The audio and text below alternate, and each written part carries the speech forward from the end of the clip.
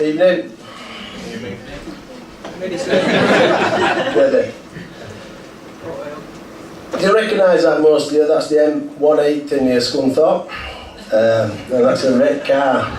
And that happened in January. The bloke bought the car, brand new, within 30 minutes he'd crashed it and written it off. That's a fail. I have some sympathy with him. I was lucky enough to come out of that school in September. A glorious school, well thought of school, 23 years in existence, not a bad judgment about it. Chuffed a bit. How good is that? How brilliant. And then within 23 days of the leadership, Ofsted turned up and downgraded us. Whoa, fail. Bashed it on the first bend, failed to navigate the first obstacle, a bit of pain. And of course stakeholders love that kind of thing, don't they? Without a doubt.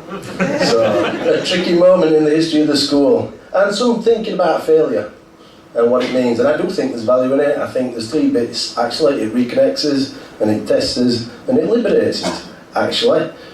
So what do I mean by this reconnect bit? Well, we need to stay connected with the world. It's really important. The world constantly sends us this stream of data, yeah, this feedback. And if we ignore it and we don't pick it up, then it just builds and becomes failure. But our connectivity with that is really, really important, because feedback will find a way. Like water, it will find its way. It will not go away. You need to know the impact you're having on others and on the world, without a doubt, because they'll tell you one way or another. Another thing about the world is it's in flux. And so if you look at the world and look away and then look back again, it's different. And our job is to stay connected and evolve at the pace of the world is evolving. It's dangerous not to do that. Institutionally, it's often put in this kind of graph where you start off and you get some behaviours which are really effective and you hang on to them, but actually if you hang on too much and you don't evolve the next step, you just die off. And interesting, that phrase die, which is a metaphor underpinning the success of some recent brilliant zombie films such as Zombieland and Shaun of the Dead, which is really a warning about do not be suffocated by habit, remain sentient, fully alive, fully connected with the world. Interesting one. And another thing that failure does is it tests you, without a doubt. And a big humiliating whack, like a public failure, just as you start a new job, definitely tests your emotional resilience. Very easy to go into the Cartman drama triangle. Yeah, straight in there. I could have gone victim. Oh no, this is terrible. That lead inspector persecuting. Come on, everyone, rescue me. Governors write at papers. Yeah, she's persecuted. No, she won't. She's a very decent woman, very astute, very analytical, very humane, very right. Fair dues. But then it is. But then some leaders or head teachers then go persecutors on staff. You dossers, look what you've done. It's an ugly and awful place as the drama triangle. Staying out of it is a good thing, and it's a good test of staying out of there. Is failure. Another good thing it tests is your beliefs. We all have a set of beliefs, institutional beliefs. All of a sudden the world don't go to plan, and we're thinking, oh, is it really like that? Do we really think that? Damn right we do. Don't let go of your beliefs. What else is there?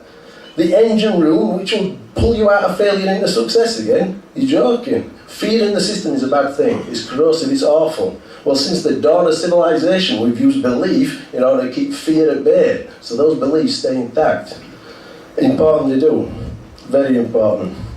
Nearly as important as the next slide coming really quickly.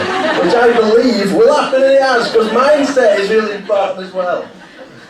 A bit important belief for us at school, fixed mindset. People are thick or they're bright. They're just one or the other. That's garbage. Growth mindset is what it's about. Anybody can do anything with purposeful practice. Anyone can be anything. And that's really important. Josh Waitkin puts it well when he says about a fixed mindset, if we win because we are a winner, then when we lose, it must make us a loser. We ain't losers, we ain't failures. We are responding to a new set of imperatives, a new data from the world. And that's a fundamental belief, that is, without a doubt. Great quote. Read it again if you like. Read it again. Just underline it's important. It's also liberating, this failure. Because it stops you overthinking, because you've got to crack on and do stuff. And there's Winston Churchill, I never worry about action, but only inaction. And this beautiful quote from Maya Angelou, effective action is always unjust. You'll never do anything that's perfect. It won't be perfect, just crack on and do stuff. So, using our beliefs as a template, we've cracked on. And if really the desire to learn is universal, then everything will be alright.